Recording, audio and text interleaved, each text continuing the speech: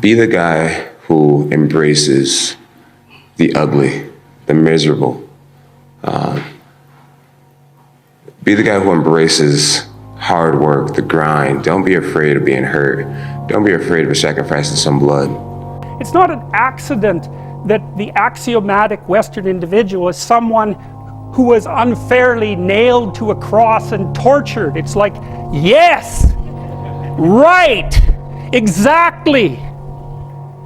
So what do you do about that?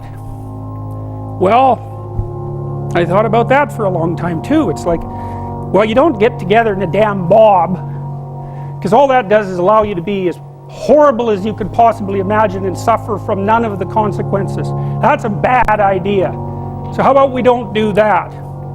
Well, there's a deep idea in the West too. It's like, pick up your damn suffering and bear it and try to be a good person so you don't make it worse. Well, that's a truth.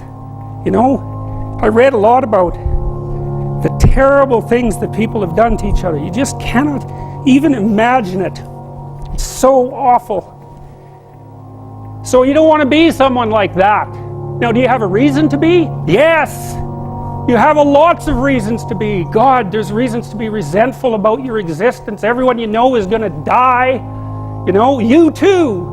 And there's going to be a fair bit of pain along the way, and lots of it's going to be unfair. It's like, yeah, no wonder you're resentful. It's like, act it out and see what happens.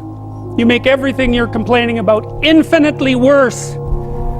There's this idea that hell is a bottomless pit, and that's because no matter how bad it is, some stupid son of a bitch like you could figure out a way to make it a lot worse. So you think, well, what do you do about that? Well, you accept it. That's what life is like. It's suffering. That's what the religious people have always said. Life is suffering. Yes. Well, who wants to admit that? Well, just think about it. Well, so what do you do in the face of that suffering? Try to reduce it. Start with yourself. What good are you? Get yourself together, for Christ's sake, so that when your father dies, you're not whining away in a corner, and you can help plan the funeral, and you can stand up solidly so that people can rely on you. That's better. Don't be a damn victim. Of course you're a victim. Jesus, obviously. Put yourself together.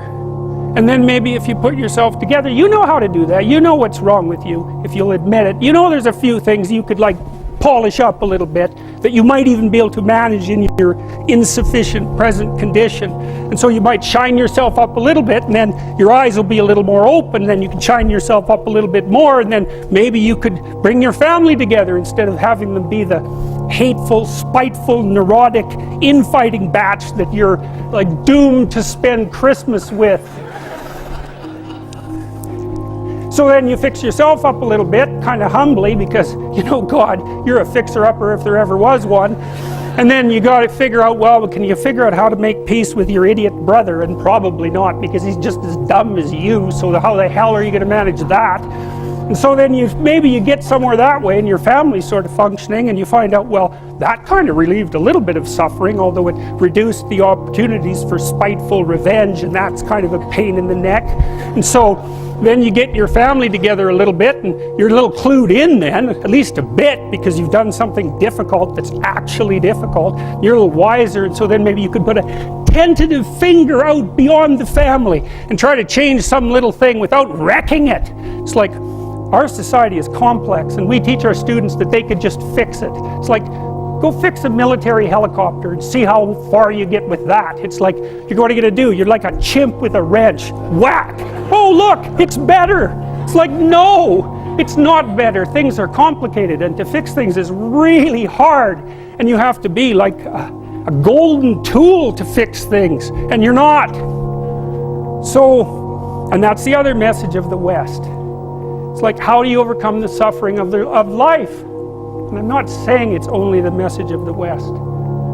How do you overcome the suffering of life? Is be a better person. That's how you do it. Well, that's hard.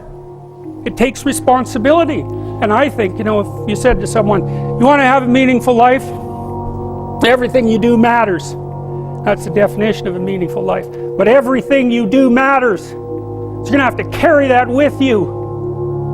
Or do you want to just forget about the whole meaning thing, and then you don't have any responsibility, because who the hell cares, and you can wander through life doing whatever you want, gratifying impulsive desires for how useful that's going to be, and you're stuck in meaninglessness, but you don't have any responsibility. Which one do you want? Well, ask yourself, which one are you pursuing? And you'll find very rapidly that it isn't the majority of your soul that's pursuing the whole meaning thing, because, well, look what you have to do that. You have to take on the fact that life is suffering. You have to put yourself together in the face of that. Well, that's hard. Christ, it's amazing people can even do it. I'm stunned every day when I go outside and it isn't a riot with everything burning. Because really, God, you talk to people, it's like, I knew this guy, he'd been in a motorcycle accident and it really ruined him, and he was like a linesman, you know, working on the power, and he was working with someone who had Parkinson's disease, and they had complementary inadequacies, and so two of them could do the job of one person, and so they're out there fixing power lines in the freezing cold, despite the fact that one was 3/4 wrecked with a motorcycle accident and the other one had Parkinson's. It's like, that's how our civilization works. It's like, there's all these ruined people out there, they've got problems like you can't believe. Off they go to work and do things they don't even like, and look, the lights are on. My God, it's unbelievable. It's a miracle. It's a miracle. And we're so ungrateful. College students, the postmodern types, they're so ungrateful. You know, they don't know that they're surrounded by just a bloody miracle. It's a miracle that all this stuff works, that all you crazy chimpanzees that don't know each other can sit in the same room for 2 hours sweltering away without tearing each other apart, because that's what chimps do. So, anyways, so what happened? Well, I made some videos and I got to the bottom of some things, at least as far as I can tell, so I told you what the bottom is, and then I've got this idea about what you might do about it, which isn't my idea. It's not my idea. It's an old idea. It's far older than Christianity.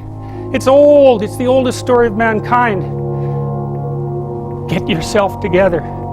Transcend your suffering. See if you can be some kind of hero. Make the suffering in the world less. Well, that's the way forward, as far as I can tell, if there is any way forward. And that's what's under assault by the postmodernists. So look out, because they know exactly what they're doing, and they know exactly why they're doing it. It's easy to give up.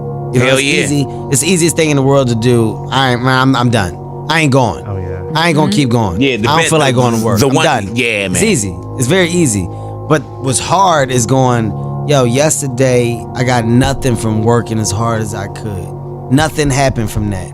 I'm gonna do the same thing again today, but I'm gonna try to go harder. That's the hardest thing in the world. To get up every day and give 100% and be in the same position that you were each day, but mentally know that you're trying and trying and trying. That's a real grind.